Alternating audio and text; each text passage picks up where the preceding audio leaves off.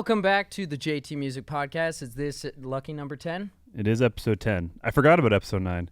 I was like, wait, oh man, we're only one ahead, but now we're 2 ahead after doing this. Yeah. That's information only relevant to us. Mm-hmm. But yeah, we're episode 10. The 10. That's 10% of 100. We are close to catching up to Joe Rogan. We're catching slowly but surely. We might not get there as soon as we hope, but we're getting there. One day. We do have the advantage of him being older than us, so if we stick with this, we have maybe an extra 10 or 15 years if we both live to the same. Even if he dies at a fixed age and we die at a fixed age, we have that time to catch up. We have that time to catch up. So yeah, not that we're hoping that Joe Rogan dies before us. He just probably will. So we'll catch up then. We'll save most of our catch up time then. Yeah. So what's new with us? You have some fun stuff to talk about. What you did this weekend? It's been a crazy few months or month or two. But a crazy, wild stretch recently with the Fable coming into town, and then we had one day to crunch Scorn, and then your brother and our other buddy Raleigh came in. His name's Raleigh, like the city, came into town midweek. 2 Nicks, 2 Raleighs. Yeah, that's true. So just been crazy, busy. Which is a great change of pace because doing what we do for a living, sometimes you get shelled up in your own little studio. So it's been nice having friends in town. Yeah, good to get out. And capped off the weekend with an MP5 advanced operator course is what it called. Yeah. But it's just fun. I don't know. It's like training with the MP5. I like MP5s. I think most people know what those are. If you play Call of Duty, it's a pretty iconic gun. It's my favorite. It's super easy to shoot. Yep. I have a handful of them. It's like World War II technology and a gun that was made in the 60s that's still being used today. It's a really fascinating gun engineering-wise. Crazy track record, all these different things, and it's just neat. It's like my dad was a big H&K kind of geek at when he was into it, and I kind of inherited that interest into these things.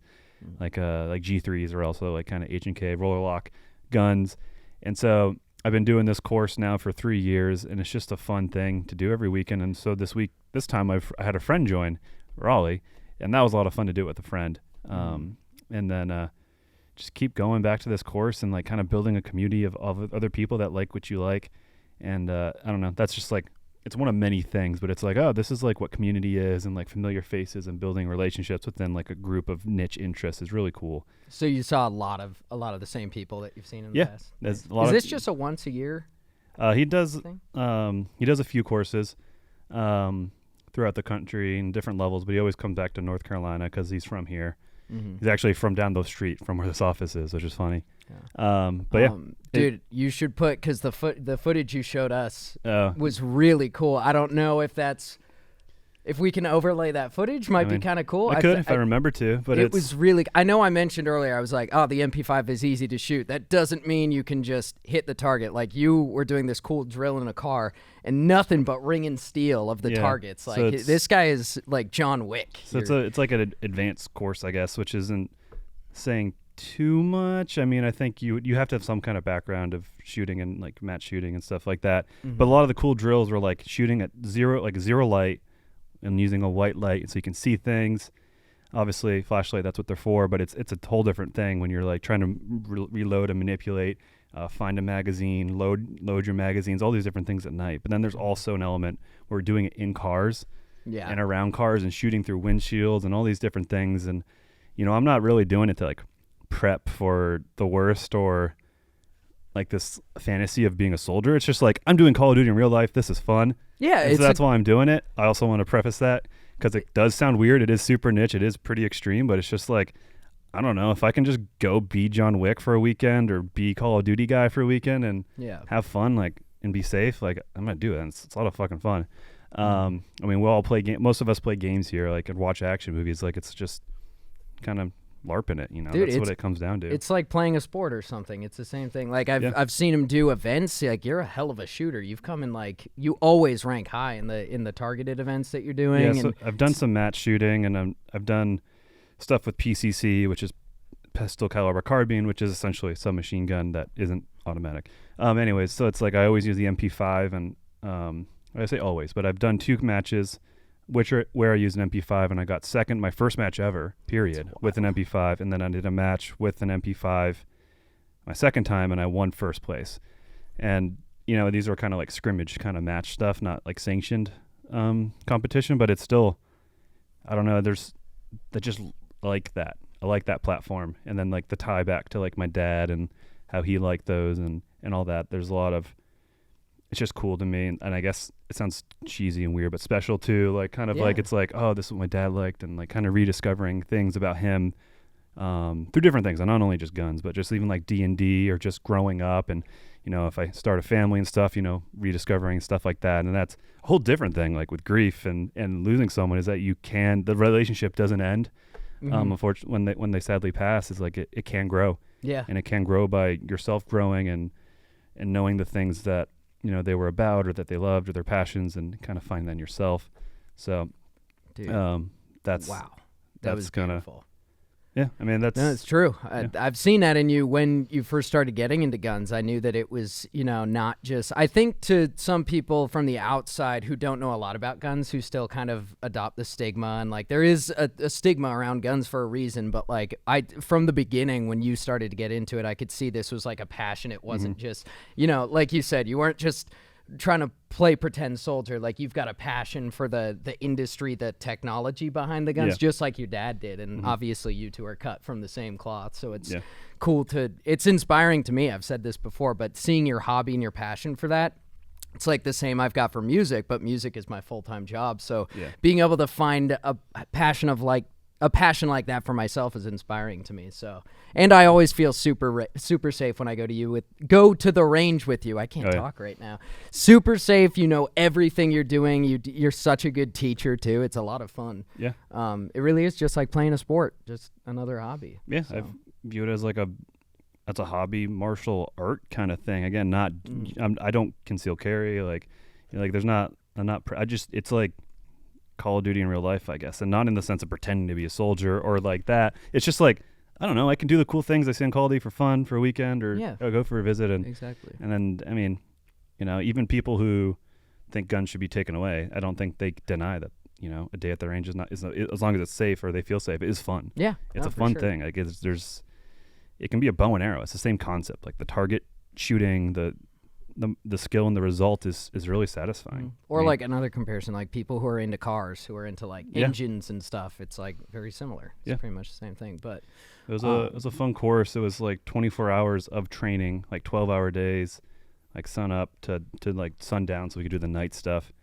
And my body's beat up, just like rolling around the ground and stuff. Boot camp. Yeah, I mean, it's not like a conditioning thing. Like, you're paying to be there, and it's fun stuff. Yeah. But it's just like 12 hours outside and like kind of doing your reps and stuff. It's a lot of fun, and it's all like the guy who does it, James Williamson. He's got a bunch of videos online. He's guest starred with a bunch of like kind of people in that community online.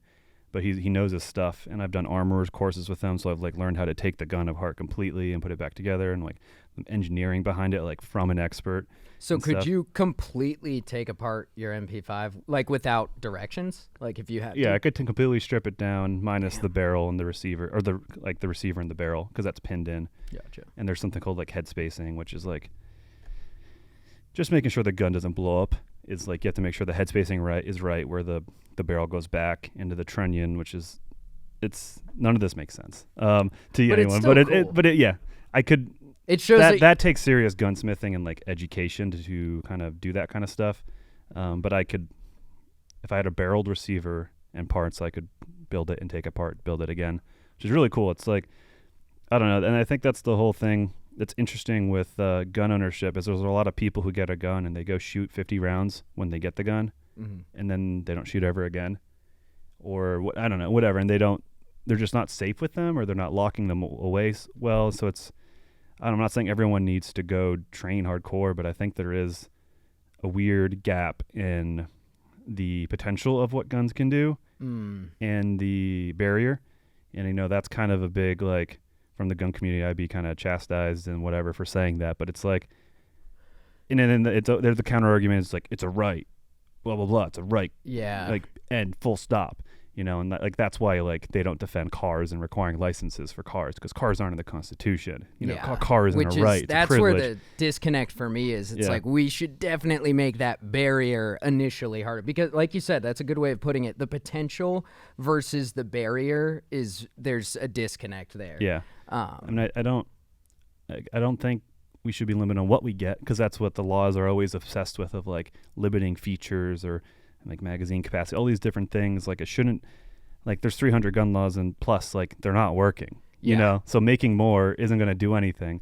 And I'm not saying it's a mental health thing at all. I'm just saying it is, but I'm not trying to pawn it off on that. Guns being present is an issue. Yeah. And the wrong people having them is the issue, but it's what is the issue here? And it's the wrong people getting them. It's not that people have them. Yeah. There's over 300 million guns in this country, which is insane. I think there's a gun for every 7 people, or 7 guns for every person. Either way, it's absurd. Yeah. But these events aren't as tragic and crazy and unfathomable they are. It is a statistical 0, which says a lot about responsible gun ownership. And it's there's just a little bit to tighten it up. And it's who are getting these things? It's teenage boys typically. Yeah. And it's okay, how and why are they getting them? And I don't know, there's few enough of these big tentpole tragic shootings that I don't know why we aren't studying each one. Mm-hmm. And then figuring out the why, and then making laws based off of that. Yeah, exactly. Or implementing things off of that.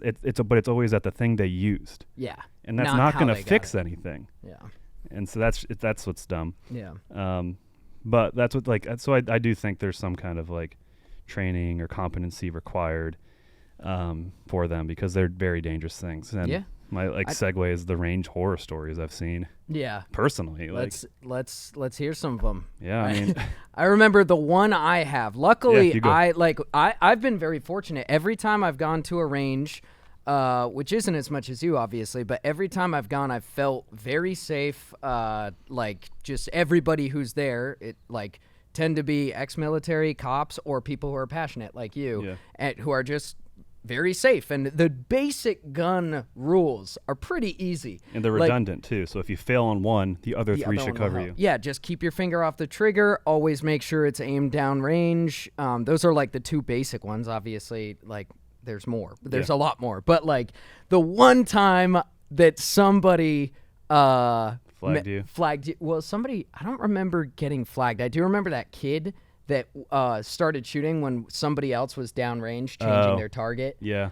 So you're supposed to put a flag up, a red flag, and at this range, but I'm sure it's the same at most ranges. You ring a big loud beeper thing, put up a red flag to show that or a white flag to show that the range is cold, which means nobody's shooting. And nobody touches their guns. They step back off the line. And this teenage kid just started blapping. Another guy was downrange setting up his targets. And he wasn't in the same line of fire, but it still doesn't matter. Somebody was on the range while this kid was shooting, even though he was in the just close common range sense. thing. And I think you yelled at him dude, somebody's fucking stop. And then this isn't a safety issue, but we set up a target.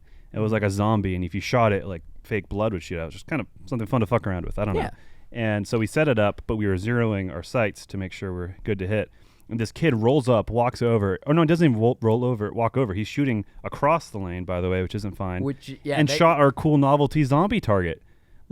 He shot the cool shiny thing. And it's do you not think that maybe belongs to us? And I said, dude, stop. You're ruining our target. And he said... And then he got butthurt. And he said, oh, I didn't see your name on it. I'm he got butthurt. It's in front of us. This kid was the reason, oh my goodness. And all this stuff happened at this public range, and I only go to private ranges and have memberships now, or friends with land. Yeah. Because the shit like that, people would shoot my targets and destroy them after I told them not to. Again, I'd be zeroing, which is very important to have a clean target and know your shots so that you can kind of, okay, these 3 shots are to the up and left, so I need to know to move down, or you kind of build up your whatever. You're adjusting on the fly, and you need to know your hits. And sometimes people would just start shooting my targets. Yeah. And then my zeroing was just done. I had to go wait 15 minutes to make the range call, walk down, and I don't know. And then getting flagged. I took my mom once, and these guys plastic bag just bought their guns and took them to the range. This is an outdoor range for, I guess, painting the picture. But took their guns out of the box for the first time, and we're down over here, and they're looking at the gun, and we're right here, like flagging us. And it's just like, cool. I yelled at them. And it's like, I don't yell at people, but you can't mess around with guns at all. And this is what I was talking about the safety. These safety rules are so basic and easy that you truly, like these people we're talking about, are truly stupid human beings. Yeah. Stupid, dumb imbeciles. It's so easy. Just don't aim a gun at a person, and that means even if it's unloaded, you still don't do it. I mean, to a degree, like you can treat water guns and Nerf guns the same way, and figure off the trigger, treat it like it's a real gun. That's something my dad taught me. Yeah. And, like we would have water guns, very clearly water guns, like see-through orange with orange tips, and they're fucking water guns. Yeah. And like he would yell at us for pointing them at each other, like when we're not playing water guns, and that was like something that really instilled in me. And then more just horror stories. I walked in once, and there's like a family of 10 people just shooting guns and loading and walking around, kind of picking up guns from tables. And they're just picking up guns, and there's no muzzle awareness, like just muzzles everywhere. And I'm like, fuck that. And I turn right to go to like a bay.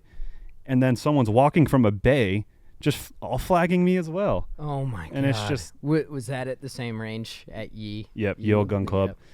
Yep. It's just a shit show of a place. Yeah, I can't believe I never got those experiences there. No, and that's all to say. That is why I think I think there should be some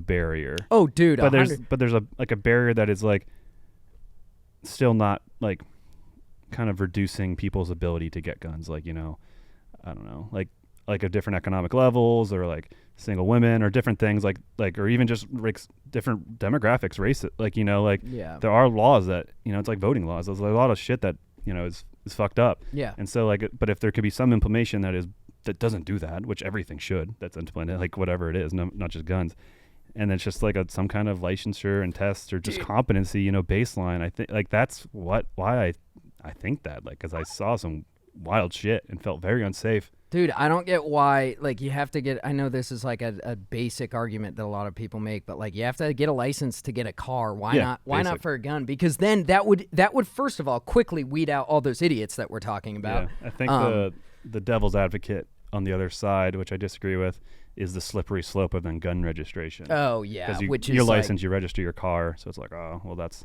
what I'd expect. Sorry, gun owners, but I think you should have to do that. Everything should have to be registered, licensed. Like, I feel like that simple barrier of entry would help eliminate so much. Obviously, it wouldn't get rid of all the shootings and stuff, but it's just that is the crazy part to me. Just a license, like a quick.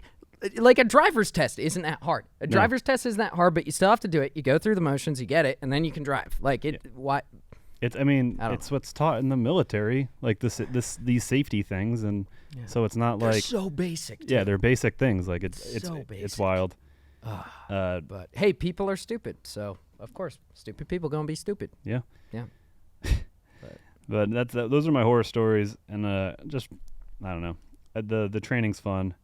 I guess I can maybe overlay some footage. Yeah, I think you should. It's a lot of fun, and shooting around cars and through windshields is great. Like the concussion, I don't know. You see it in movies, and it's like kind of interesting to like see what that's like. Get a little taste of it, and it's first of all, anything that goes through a windshield, depending on because most windshields will be kind of a downward, even like a more like a Jeep. There's still a kind of a curve to it, and so any bullet would just go right up, which is just interesting ballistic wise. So movies, if they shoot super accurately, it's not real because it should skip up because the curve in the glass, the bullet will kind of zoom up. So it's always gonna go over the windshield. It won't go over it. It'll just deflect up at whatever angle. It could still go through. Yeah. Okay. It'll always go through. Okay. And then the like glass dust and the concussion of the noise, it's like rattling. That's another thing, just generally, that I think movies don't get is how loud guns are. Oh, they're so loud. Even suppressed, they're still like. Oh yeah. Yeah, it's like. And the concussive force of certain guns that like you feel it like push you back, but it is very it is very fun, especially when you're shooting a heavy caliber thing. You get a little bit of that, even though I don't really define myself as an alpha male. You get a bit of that, like, oh, whoa, this is cool. Like, it's, it's cool. I guess it is power in your hands, which is like the toxic fear, of a lot of people. Yeah, I don't want to sound like I want to go. No, it's just like, it's a cool feeling. Yeah. It's cool. It's like, playing John Wick for a weekend. Yeah. It's cool. There was during one of the tragedies, the mass shootings, I see what people say, and this one guy was saying how having a gun, every time he has a gun in his hands, he feels like he has the power to just do damage and destroy, and like that's why people shouldn't have guns. Like everyone will feel that, and I was like, no, you just shouldn't have it. No, that is not an inclination. Yeah, that's not the power I felt. The power I felt is more just like, oh, this is cool, this is fun. Yeah. Not like I could go to. No, that I think you need to worry about yourself, buddy. That is not a healthy thing to think. There's a lot of also like people think that like machine guns, like full auto guns, are accessible. Yeah, those aren't. Also, like that's always one of the responses, like, oh, well, I can't believe like people can have full auto guns. And like, no, we can't. You have to bend over backwards. Yeah, to get that. You can in the U.S. You can actually own a machine gun in the U.S. There's two ways. You can become an FFL SOT, which essentially you become a dealer, which means you have to then prove why you have that. So you're like, you have a gun store, or you do like sales for like police departments from the manufacturers, or you're like working, or like you're a gunsmith. Like there's that. You can get like machine guns because it's part of your job, to like research and understand them. And then alternately you can buy things that were pre-86. So anything that was converted to a machine gun before 1986, American citizens can have. They just have to be registered. And so like, but they're not used in, I think a registered machine gun has only been used twice in crimes, and they were both by cops as civilians, but both by police. And they just grabbed it. Like it was a moment of just grabbing it. Like it wasn't, they sought out that particular one because it was a machine gun. Gotcha. And so that's like, actually Biden's platform on gun control was actually to make everything NFA registered like machine guns, because it has worked. Like 2 crimes with machine guns since, I don't know, 1986. Yeah. It's pretty good, I'd say. Yeah. And they don't even think there were crimes, or maybe there were crimes. There's something of like maybe a domestic or something, or self-defense. I don't remember. I haven't researched in a while, but yeah.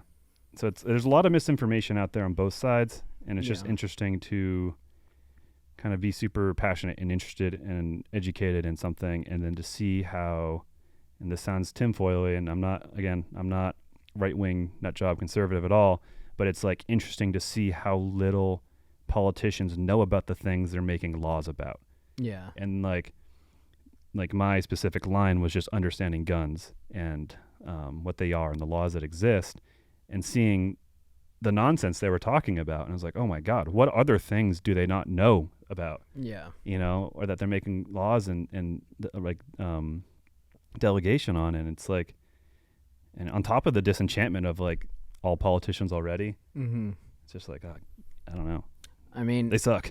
the thing that like bothers me that I've seen just from talking about guns and stuff with you is that there are so many, you kind of touched on it, there are like hundreds of gun laws that are just in place that are really nitpicky about like attachments and like SBR and classifications, when like we already talked about, the real issue is the barrier of entry, it seems like. That's like all the finicky laws about like, oh, you can't have this suppressed or whatever, it needs to be designated as a short barrel rifle, all seems just like semantic stuff, and it's like we need a barrier of entry more. A barrier of entry that is still equal to anyone who wants to have one, you know. And all those laws are nonsense, because it's just like, at the end of the day, it's the cartridge, it's the bullet that matters. Yeah. That like the other things don't change the power or deadliness of them. Like maybe a red dot optic. Like a bullet will still kill a person. Yeah. If the gun's made out of wood and 18 inches long, it'll do as much damage as a gun that is short and has attachments all over the, like up the yin yang. Could you make a gun out of wood? Could I? Could anyone? Maybe it'd shoot once and probably blow up in your hands. And it would just be a wooden, catch on fire. It would just be a wooden hand grenade. Yeah, it would be. That's hilarious. A wooden gun. But what if the bullets are wood and the gunpowder's made of wood? I'm sure there's some like scientific thing. Yeah. But I don't know what I was saying. Sorry, I just derailed you. Even if the gun was made of wood, something about the finicky laws about. Oh, just like this will be like one of the weird things is you have concealed carry licenses, right? Yeah. So I have permission to conceal a gun. I don't conceal carry. I just have one because it's like essentially a vetting thing in North Carolina. It makes it easier for me to buy a gun, but I still had to vet and like thumbprints and get like go to class and all these different things. Yeah. And I still fill out the form that then gets submitted anyways. But so I have that, like, I have permission to conceal carry a gun, but you also can't have a long gun, a rifle type gun that's shorter than 26 inches overall, or that has a stock, because you might conceal it. But it's like, I have permission to conceal it, but you're saying, like, it's just like the laws don't make sense. There's like a lot of the, like, and those are laws from the 1930s, which were actually laws made to entrap like alcohol running gangster types. So like in the 1930s, like they made laws so that when they caught them with these guns, like a Tommy gun that was like super short, they're like, nope, I can't get you on the alcohol stuff because I don't have proof of it, but I just got you using that illegal gun. And then they arrested him. So it's like interesting that a lot of those laws are actually outdated, and a lot of the laws that are in America don't even exist in Europe, which have crazy strict laws. Yeah. But we have our strict laws are just like nonsense. Like they don't make a difference. They don't. Yeah. Like exactly. Suppressors and gun links. Mm-hmm. Like, and in Europe, like suppressors are widely available and they're considered PPE, which is really interesting. What's PPE? Like protective something equipment, personal protective equipment. Oh, like it's the same category as like masks or like ballistic glasses. But they're tougher on guns, but you can still own a silencer. That's so weird. And it saves your hearing. Like my right ear rings. I wear ear protection. I double up on ear protection, but you can't avoid it. Yeah. But it's more so for like hunters, you know, in that sense too. But I don't know. I've been rambling. I hope you guys don't think I'm an InfoWars fan or anything crazy. No, not at all. You don't even like the NRA. No. Yeah. No, they're dumb. No, but yeah.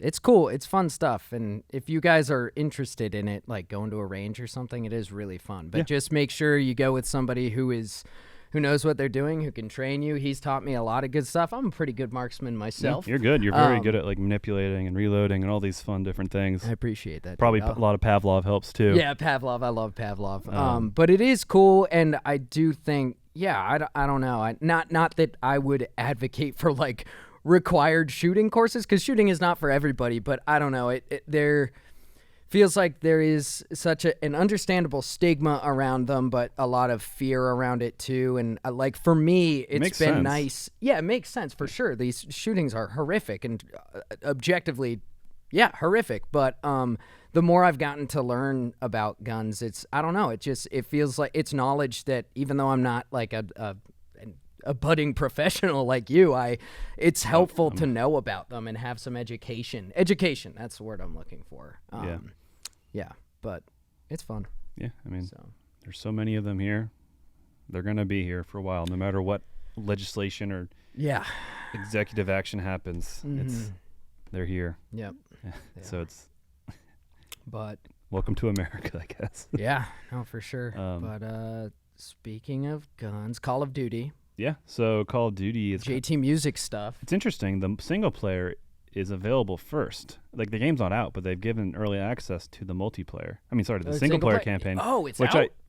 The game hasn't officially launched, but I think they just put out the single player so that people who are hungry and thirsting who would never play it because they just go to multiplayer are playing it now, which is an interesting tactic. Dude, I'm gonna go play it right now. Yeah. Okay, bye. But I'm gonna for real. I think I'm gonna go home and play it after this because right now, gamers, friends, and fans, I'm working on I've already talked about it, the Call of Duty remastered beat, but I have beefed it up today, and I just listened to it in my car too, and it actually sounds good. Usually the first mix listen in the car is bad because for some reason, I don't know why that is. It's just something about listening to a beat in the car. I've seen memes about it that only music producers would get, but it usually it sounds bad, but it sounded really good when I just went to get my coffee. Oh, good. So I'm just super, super excited about this song, about this game. Yeah, it's like, oh my God, I'm just super stoked right now. I'm stoked for it. I think I said before on this podcast,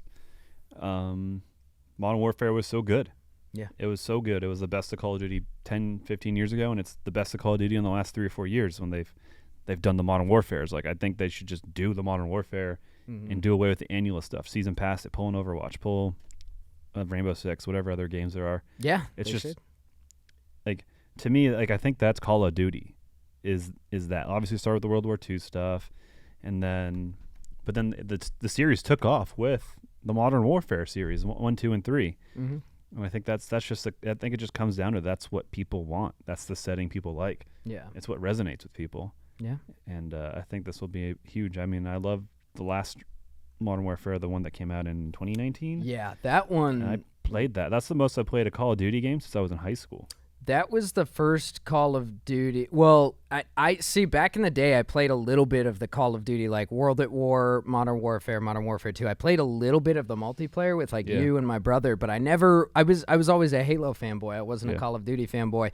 And I played Infinite Warfare, had a blast. That was the first COD campaign I played all the way through, which is funny because that's objectively probably not the best Call of Duty campaign. And then I played all the way through the new Modern Warfare remaster and absolutely loved it. So I was like, dude, I think I robbed myself of an experience by not playing the original COD 4 back in the day. Oh, the single players are so good. The single players are so good. So I can't wait. I just started watching because I didn't know that the game was out. So I just started watching a Let's Play on YouTube of the beginning of the Modern Warfare 2 remastered campaign.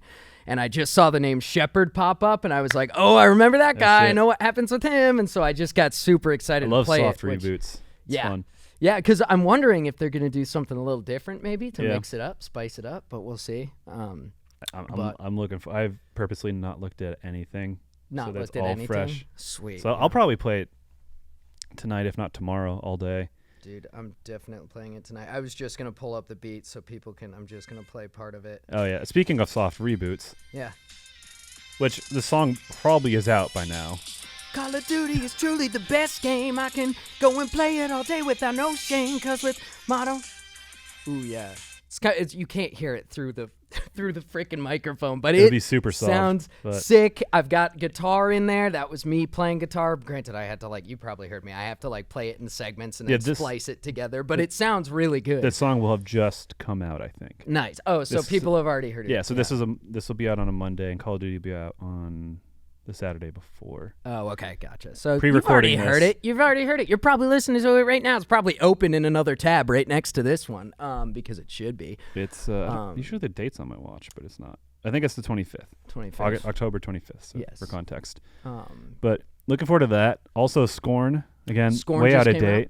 Well, not super out of date. I think it'll be. Yeah, it's still the second to last project as of when this Scorn, comes out. Yeah, as of us recording this, Scorn just came out a few days ago, and it's performing better than I thought it would. The game, especially for the game's hype, and I think if people knew it existed, people would be more into it. Because everything I hear is oh, what? That's cool. I didn't know that was So I don't know what their marketing deal is, or if they don't feel like it was mass marketable, but people who see it are okay, I'm about this. Yeah, no, for sure. Because as you guys, I think we talked about last time, I've been super stoked for this game, Scorn, just because of the artwork. I know the reviews are pretty much the consensus is the game itself isn't too invigorating, the gameplay, but the art of the game is really cool, which was kind of the point of this game.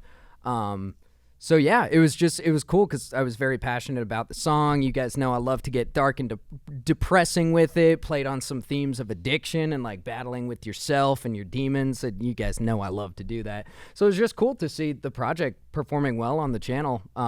Just didn't expect that because Scorn isn't a huge AAA release, but it's always nice when that happens. Did better than Overwatch, so that's which is weird. But hey. Yeah, I think it's realizing the JT brand as far as what people like. It's the dark horror stuff. Yep. Anywhere from Doom to FNAF. Yeah. We keep saying indie, but I think it is just that indie stuff is typically that horror-y kind of thing. People love that stuff. I don't get it because I'm personally like it's me. I know I'm the minority here, not into it. Yeah. So it's like, but it's like, in terms of games, there's more crossover and understanding it. And then like as far as recent horror movies, I feel like there's more that are better quality. Yes. Yep. Like such as Barbarian and X.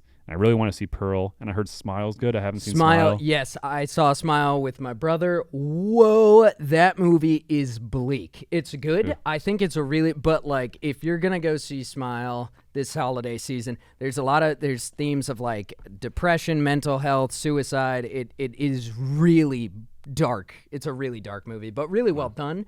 But just a warning to anybody who's gonna go see it. But it's a good scare, and it's scary.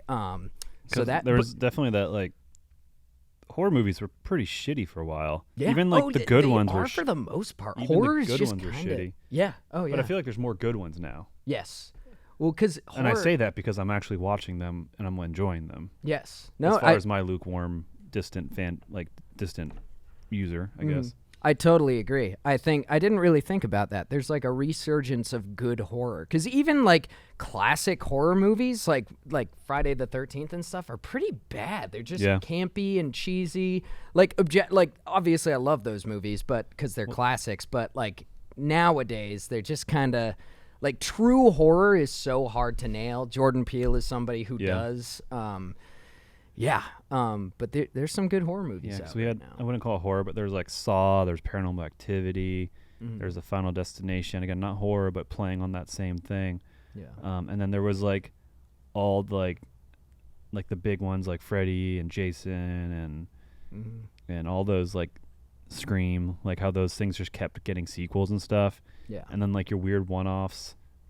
And like the common thing was always the ending was so bad. Yeah, I remember like across the board, like all these bad movies just always had a like trash ending.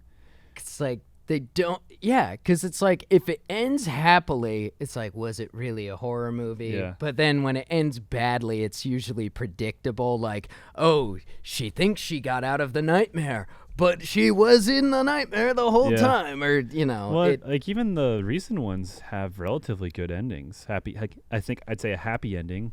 Spoiler alert. Tune out now for a few seconds. But in Barbarian, actually I won't get super specific. But Barbarian, kind of happy ending. Protagonist is ultimately okay. Yep. X, same thing. In Up, both the main. Up? You mean Nope? Nope. Yep. Nope, yeah. And Nope. It's the same idea, though. It's like a one-word P. Yeah, it is. Like Up. Yeah. Nope, Up. But like Thing in the Sky. Both of them are okay. Yep. While we're on the spoiling whether it's happy or not, Smile does not end happily. So it ends like it.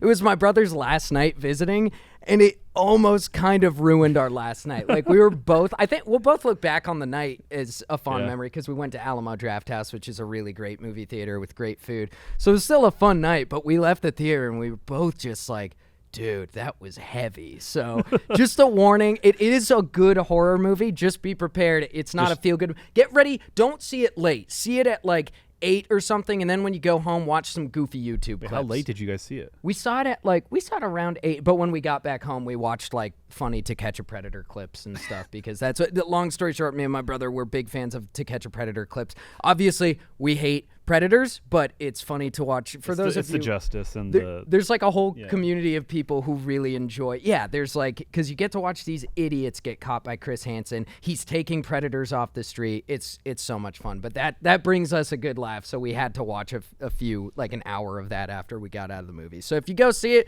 be prepared for that. It was a lot. But dang, really good. Maybe I won't watch that.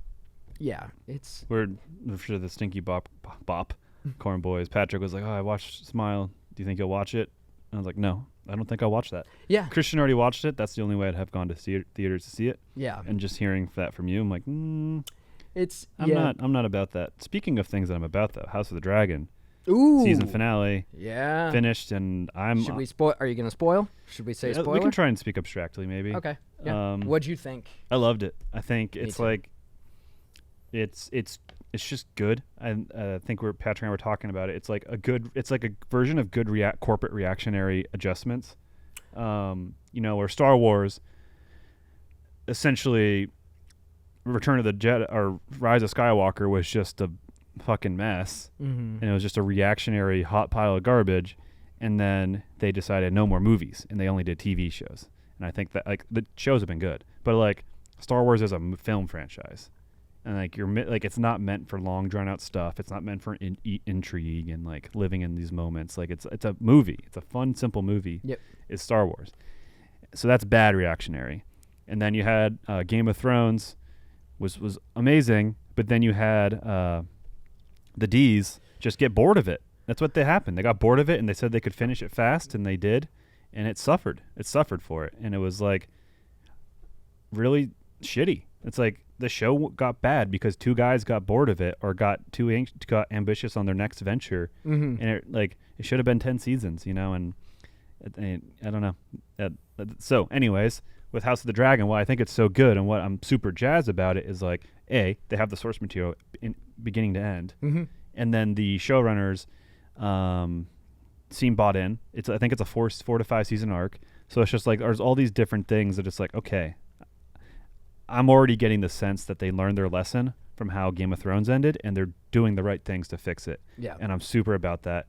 And my faith is restored because that's the thing is like everyone was kind of shaky and like, where's my trust in this franchise, or this property? What else they did? So I read about the differences between the show and the book, just with some of the minor character things. I think overall the show does a very loyal job to the book, but there are a couple minor character things that are tweaked that are adapted for the show that, based on what I read, I really like. Yeah. Whereas I think there was some liberties taken, and there should be liberties taken with any adaptation, I believe. I know some people would disagree with me, but I think with any adaptation, there should be, because usually an adaptation is across mediums, from a book to a movie or something. So you've got to make some adaptations to like cater to that medium. I think the little things they did with some of the character like motives and stuff were really cool and make it slightly different but still loyal to the original subject matter. So the book Fire and Blood is actually like a history book in the world of Westeros. So that book is written by a maester and accounts from different sources, including like a jester, and so everything in that book has multiple stories and angles, or like things aren't super clear. So like they did make big changes. Like I don't think like Daemon doesn't get Vermithor, for example. Like there are objectively changes, but there's a lot of like you can also read it as like I'm seeing what really happened firsthand. And the book is a historian interpreting the history of the Targaryens from first and second sources. So like that's super sick. Like that's super cool. It's like you can really get into the world and like of this fake history, and you can see the real thing, because you can't do that in real life besides like any first sources or voice recordings or something, whatever. But like I don't know, it's extra fun and cool. And that is a really because you just said it, like you can't do that in real life, but we can kind of fantasize about going back to see what the ancient Greeks actually were like and what they did and just stuff. Without spoiling it, like the end, the character, like it wasn't on purpose. Yeah. But like in the history books, it could be completely different. Yeah. No, I can't describe how much I loved that moment. Yeah. I loved it so much. It was, we can't say it because we're not spoiling, but it's so good. It's such a well done show. And especially I'm not a Rings of Power hater. I still watched all of Rings of Power because I'm going through my high fantasy shows right now. But like it just, like I didn't read all of the Silmarillion, which is essentially the history book of the Lord of the Rings universe. I didn't read all the Silmarillion, but based on the raps we've done for the Lord of the Rings games over the years, I know a lot about the Lord of the Rings lore, so I wouldn't say I'm this historian of Tolkien's lore, but I know a lot about it, and there were some things about Rings of Power that I just didn't like. There were some things I did like, but as a whole, it just kind of fell flat for me, whereas House of the Dragon, like, you're really invested in all the characters. Like, I feel like when it changes to a new character, like in Rings of Power, I didn't really care about the Stranger or the Hobbits as much, or there were certain characters. Storylines are just kind of like Isildur. That's when you pull your phone out. Like, yeah, exactly. Isildur and Elendil are here. I'm just gonna go on my phone. Like, but with House of the Dragon, I was invested in every single character. Like, it's how do they do that? I can't put my finger on it, but it's so well done. It's just like Aemond and Damon are like two sides of the same coin on a different Love coin. them. Like they're like so it'd be fun. It's gonna be fun to see that dynamic at play in later seasons. Yeah, I haven't. So I've only looked up the lore of the books up to the end of the show. I've seen like a few little spoilery things, but I'm trying to watch the show blind, which is going to be hard to do. But also I think they said it's going to be a 3 to 4 season arc. Okay, I'm happy with that because I heard that, and then House of the Dragon is actually an anthology, allegedly. But there's multiple seasons within, like, so there'll be like the Dance of the Dragons, and then 2 seasons on Aegon's Conquest, then two or 3 seasons on the other Civil War. I forgot what it was called, and then I don't know, maybe a season or 2 that's a prequel of Robert's Rebellion that feed us into Game of Thrones. Oh, so it's going to be an anthology across seasons? Is that? Yeah, sounds so like. So each season will be a different historical. Each season will be like a normal TV show. Yeah. But like season 5, like say season 4's arc's done, season 5 could just be could be Aegon's Conquest. Like, gotcha. 200 years earlier, really cool. or something like that. I really like that. But that was on I can't verify that, but if that's true, that's fucking sick because there's so many cool Targaryen stories, and it's like if they're just committing to just doing it, I'm here for it. Like, do it. Like, I want more Targaryen stuff. The Jon Snow show will be interesting. The Jon Snow show. I think they just call it Snow. But so wait, they're making a Jon Snow show? Yeah, I didn't know this. Kit Harington's on board already. It could be. Who knows? I don't know how far into production it is, but I was thinking that's cool because he's not going to die. I was thinking because it's about him and he's already died once. He can't kill a character twice. So that's true. Cool. When he's it's going to named live after forever. him. Yeah. But I was thinking it could still do the Azor Ahai thing, where he's in the north. There's like weird shit happening. It's like, oh no, the White Walkers still exist because they have that home city. Remember that we see in that one season when we see the birth of a White Walker, and so maybe there's still some left, and maybe the odds are too stacked, or I don't know, maybe whatever. And then he goes to Essos and go to Old Valyria, and he's like going back to his roots, or he's trying to figure something else out there. It's just like a fish out of water, like expedition or something. And maybe Arya, maybe she went to Essos at some point after everything, and he hooks up with her, and they kind of like, you can actually see them do shit together, and then it can kind of bring Arya back to being kind of relevant with Cat's Paw Dagger, like, because the fact that she killed the Night King, right? Yeah. The Night King is just random. It's random and unearned. Yeah. And so I feel like her and Jon doing shit in the East, kind of in this effort to finish off the White Walkers, could kind of fix her. And fix that stupid moment. Yeah, because Arya had such That's just good... my fan theory that I came up together with Patrick, by the way. So it's not. That's what that is. No, I like that. That would be really cool. It would be so cool. I really want to see some stuff about Old Valyria. Yeah. Because that is just the coolest shit that nobody really knows what happened to the Valyrians, and there was just some explosion. People think it was a dragon civil war or something. Yeah. There's dude. And like dragons were like or humans from like weird fucked up magic too is like some concepts. Which is why Targaryens have like dragon blood inside them, and like sometimes have like mutated births where they're dragon looking, which happened to Daenerys. Yep. Happened to Emma Targaryen, and happened to also Rhaenyra, which isn't a huge spoiler. So it's just like, why would that happen? If they didn't have dragon blood, or it's really interesting. Yeah. But I'm so super into the show, and I said on the other podcast earlier today, so it's weird recording these both like back to back, but I would, without a doubt, say, okay, I will I would binge the show right now if I had to sit on a couch for 30 more hours, and I had timed bathroom breaks and meals.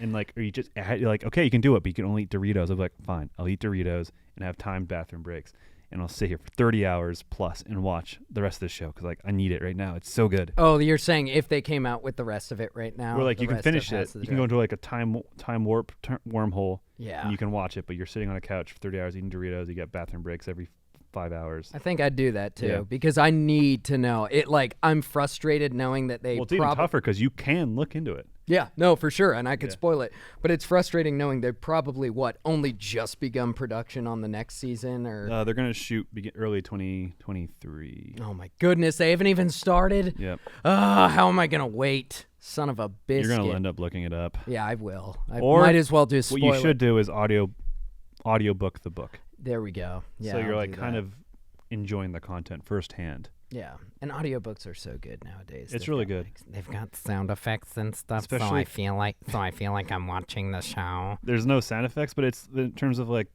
as an audiobook, like it moves. It's a historical recounting, so it's like it moves through things fast. Yeah, but it's in depth enough where you're getting the story and the turns and the intrigue. So it's it's like the whole book is spark notes of the history of the Targaryens, but still super interesting. And there's like dialogue and there's some interesting stuff. Like, I'm probably gonna, I don't know. I'm debating if I want to re-dive into that or finally do the real Game of Thrones. I've done the first one, audiobook, and I read half of it, finished the audiobook, but. And he still hasn't finished writing Game of Thrones, right? No, but the thing is, like, it's because he's working on other stuff, including this show and the second half of Blood and Fire or whatever, Fire and Blood. And he's getting up there, man. Yeah, he's getting up there, George. Come on. I mean, at least we're getting related content with Fire and Blood and the show House of the Dragon. But with like the Elden Ring, like for example, like I don't know how much he put into that. Probably not that much time. Yeah. But like, I forgot that the fact that he put time into that meant it was taking away from, and he can do whatever he wants. We need to know what actually happens to Daenerys and Jon. I'm not saying he's beholden to, like, he can do whatever he wants. He doesn't know anything, but like. Well, I have my theory on what happened that I told you. I think other people have theorized this, that D&D, when they were finishing up Game of Thrones, asked George how the books would end. And George told them, okay, here's what's ultimately going to happen. And they just made it happen really quickly. He probably says Daenerys. Wow, what the hell? Daenerys goes mad. Yep. Jon Snow kills her. And they do it in the realm. And they do it like in an episode. In one episode. In one damn episode they do it, right? Whereas I'm sure George's plan for it was much more like earned and like there's more reason. You can see more why Daenerys went mad. But I'm sure that's what I think happened. What happened at the end of the show is ultimately what George was planning to do, but they just butchered it with how they executed it. Oh.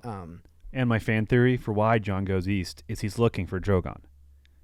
Azor Ahai is looking for this beast Drogon dragon to be his dragon, so he has to win Drogon back over. Dude. Maybe Drogon took Daenerys to the Shadowlands or whatever, where dark magic she got resurrected, something weird like that, and then he needs to get Drogon, or maybe he fights Ghost Daenerys. I don't know. There's drama there, dude. And then go back to the north to finish off the Night Walkers. What are they called? That's it. That would be so White Walkers. sick. He has to earn Drogon back. Yeah, because he's like the last. He is the last Targaryen, and if we're gonna make a show about him, he's not gonna just be farting around the north. Yeah. There's no stakes there unless the White Walkers are back. Dude. And I just, there's like cleanup from the Civil War, or I don't know. The whole realm got fucked ever since Robert died. But like the only drama there is like reparations and reconstruction from war. So I don't know what the drama is besides something like that, Yeah. Where Jon has to really be Azor Ahai.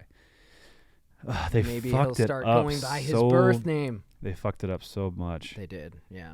It's just like, was it season 8? Yep. I don't know what. I think season 7 and parts of season 8 should have, because season 7 was short too. Like season 7 at its majority should have been longer in one season of 10 episodes. Season 8 should have been parts of 7 in the beginning, and then 9 should have been the night stuff against the Night King. Yeah. And then the last one should have been all of like Daenerys and Jon going and finishing the war against Cersei. Yep. Was season 7 with the Battle of the Bastards? Yeah. That was when like Jon came back. And it might have been 6. Oh. Because 7's big battle was the loot train. I don't remember that. And with the Lannisters and how Jaime gets almost killed. Yep, that's right. I do remember that. Yep. Or maybe that's 7. I don't know. I'm gonna rewatch it eventually. They really did fuck it up though. Like I've been rewatching Game of Thrones. Probably said this last time, but it sucks because when I start to enjoy it, I'm on season 4. And when I'm enjoying it, I just remember how terribly it ends, and it's like, fuck. Yeah. I was enjoying 6 and 7 when the Ds were kind of going on their own pacing and off the book because there was no material left. I was like, this is fun. This is like, all right. Like, because like the whole thing with Game of Thrones was like, oh, you don't know who's going to die. Like, shit just happens. But it's like, the beginning, you have like a bunch of characters. You don't know who the main characters are. But by like the end of it, you're like, okay, Dany, Jon, Tyrion are the main characters. They're not going to die until at least the very end. Yeah. And so like, that's why like when it became more to the point, more direct, that was like fun. But they also did stop killing people. Yeah. Like Tormund almost died so many times, but actually Tormund never died. He was probably a good, easy one to kill. Brienne was a good one to kill. Podrick, you know. And then Robb, the huge wrench. Oh yeah, I love that Podrick has a giant schlong. And then Gendry coming back was dumb, and it's weird. It's weird. It is weird. I watched a video breaking down the stupidest moments in that series. Did I watch that with you? Maybe. And it's like every dumb moment is from like the last few seasons. Yeah. Yeah. That makes sense. Yeah. They suck. Which speaks a lot to the writing. Yeah. The most frustrating part is like clearly they're good writers, so that it shows that they were just lazy. It wasn't for lack of like skill. Like they could have done a good job. Yeah. That's what makes it extra frustrating. They just didn't care. I like David Benioff's. I've read a few of his books and I enjoyed them. Yeah. Like City of Thieves is one of my favorite books, and 25th Hour was pretty good. So it's like, well, but still, like, fuck you. I hope you don't get that Star Wars project. Not because of it's bad for your career, but just I don't want to support you, and I'm gonna watch it, but I don't want to support you. So just don't make it, please. So don't have that conflict. But that's also to say, like, it was a weird thing for two of my favorite like pop culture franchises. Besides, I mean, it's three for me. It's Game of Thrones, Lord of the Rings, and Star Wars. I love those things. I love them almost equally, as a fan. And two of them, I mean, even Lord of the Rings, like The Hobbit, definitely tainted it. Yeah. And then, then Game of Thrones, the way it ended, was just bad. And then the rise, like, and it's not even like a tough fan base, like how people were tough on the prequels. Like, it's not even me being that. I'm an apologist. Mm-hmm. I love those things. I make excuses for them as much as I can. But the result of all three of those was just objectively bad. Yeah. And I know there's tons of people who really enjoy the sequels, and I'm not taking that away. And and I don't know how much of that is like maybe I'm just the adult shitting on the current Star Wars generation the same way, like what I mean, like how it repeats itself. I'm like, but it's also not that, because it is bad. Yeah, it is. There's no planning with the Rise of Skywalker. They were like building off of each other with no thorough plan. And it was all reactionary to the crowd. Like the sequels are objectively shit. Yeah, I love Rise. I love the first one. The first one's fun. Yeah, it was a perfect setup for a new trilogy. And you assumed at the first Force Awakens, they had a story arc set up and planned. They didn't, which is insane. But no, they, like you said, they were reactionary. They reacted to the masses. They reacted to the hate mob, which I guess is a lot more prevalent in today's society, because we live in a society where social media is huge and like. The sequels were so flippin' disjointed. There were good aspects about each one. Not really in the Rise of Skywalker, but there were good aspects about each one, but they just were all over the place. At least the prequels were very cohesive and were clearly George Lucas's vision. Now, it was a story from beginning to end. It's an arc. Yeah. It's not there in the sequels. It is not there. So, like, from, like, top down, objectively, like, terrible decision-making to not have an arc, not to pre-plan it. And then with Lord of the Rings, terrible decision-making to go green screen and get rid of what made the original ones magic. Yeah. And then Game of Thrones was the D's becoming disenchanted and ambitious with their next project and wanting to move on and getting over it. Yeah. And so it's like,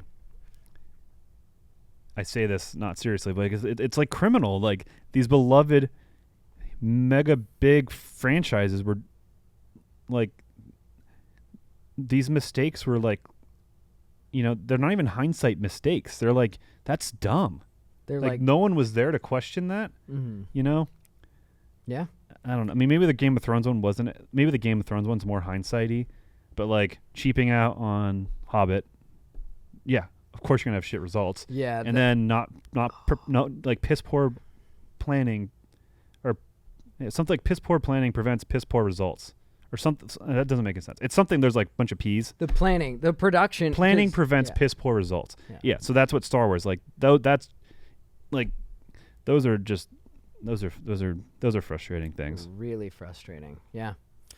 Maybe it's also just time for new IPs. Yeah. Stop rehashing old shit and just come up with new shit, Well, I mean, Game of Thrones was not a new IP, but it was the closest to, like, in terms of the mainstream. Yeah. Something pretty new. Yeah. I mean, you had Hunger Games was kind of a new one. Yeah. So I can't believe that it was weird to me when I found out that Game of Thrones was written in like the early 90s. I always thought it was like the release schedule of those books, when they came out, is very weird. It's like I don't know, it's just like gets stretched out longer and longer between releases. Yeah. Probably because he's getting older and I'm sure it's busy. Also it's more busy, fan base growing. I'll do this other fun stuff. Like fuck it. Yeah. He also has like inefficient work practices and like semi-toxic work habits too, from what I've seen. Like he deletes stuff or he works at a snail's pace. Yeah. Like Stephen King was like, I write 50 pages a day. And then George R. R. Martin's like, maybe I'll write 1 or 2. That's so wild. Yeah. But It's interesting talking to our like nerdcore cohorts. Even though a lot of us have similar workflows, some of us have varying workflows, and it's interesting. Even though like we make similar product, just like people's workflows varying is just interesting. But hearing that George R. R. Martin will write like a page a day, it's like, dude, we need more. Yeah, you're also getting up there, man. And I don't think you have the healthiest diet. No offense. I love you. Was it somehow Trump's kicking it with his 5 cheeseburgers a day and milkshakes? Some people do. Genetics. Stop caring about your diet and taking care of yourself and exercise. It's all about genetics. That's really all it is. Well, it's definitely a multiplier, I'm sure. No, it is. I'm being facetious. Dude, I'm being meta. Me and my brother have been saying meta when it's not meta, and it's so much fun. Like misusing irony. Misusing irony. Dude, that's so ironic and meta, dude. But Game of Thrones, guns, and Call of Duty, horror movies. And horror movies. Yep, we hit all the fun things. We hit all the fun things. But I did want to say, talking about YouTube stuff, JT Music stuff. You were talking about horror stuff. I've got a beat for the Hello Neighbor 2 rap. December 2nd, that game comes out. I don't know if that's the song. Also have a beat chosen for the Callisto Protocol, which is like basically Dead Space. Yep. And then they're also remastering the first Dead Space. Remaster. Well, we did the Dead Space. The most recent Dead Space song was a Dead Space 1 song. It was a Dead Space 1 song, but they are like either remastering or remaking Dead Space 1. Oh. I don't think it's coming out at the same time as Callisto Protocol because Callisto Protocol is on our schedule. That comes out in a couple weeks. But I have a beat for that was actually originally going to be one of the beats I was choosing for a Winter Soldier beat. So I tried to add these cool like cold metallic sounds, which is perfect for Callisto Protocol. Got a fun, goofy beat for Hello Neighbor 2, so hopefully that'll be fun. And I'm sure I'm already, because now we just do live action projects for Hello Neighbor, so I'm already starting to, like, I need to do more research on the game, because right now all I have for it is, like, some lyrical ideas, but mostly just, like, an instrumental. Yeah. And that'll get a video game cinematic music video for sure. Yeah, like a regular. And then we'll do the live action sometime Q1 next year. But it's fun because for the first 2 Hello Neighbor songs, I didn't write them with live action in mind. We just did it. But like this time, I'm actually going to like know that it will get a live action, which is just it'll probably just mix up the writing process. But anyways, I just wanted to announce those. Those projects are coming up, or maybe some of them have come out at this point. I don't know. No, not by now when this comes out. But that, and then I'm also just like sitting on so many, like a few other unused beats that are like so fire right now. So there's just like good projects coming up this winter. Got the song for Daisy music video pre-productions, moving more. I got into contact with a carpenter woodworker guy to build our flats in here so we can start building walls. So he's coming by next week. So that stuff's moving along. So that's exciting. Lots of good stuff. But thank you for hanging out. Yeah. Rate and subscribe, like and follow, and join us for a walk. I don't know. I don't know and what that means. thank you to all of our friends and relatives who are listening to this. Indeed. Yeah, well, we love you guys. Thank you, and enjoy your Monday.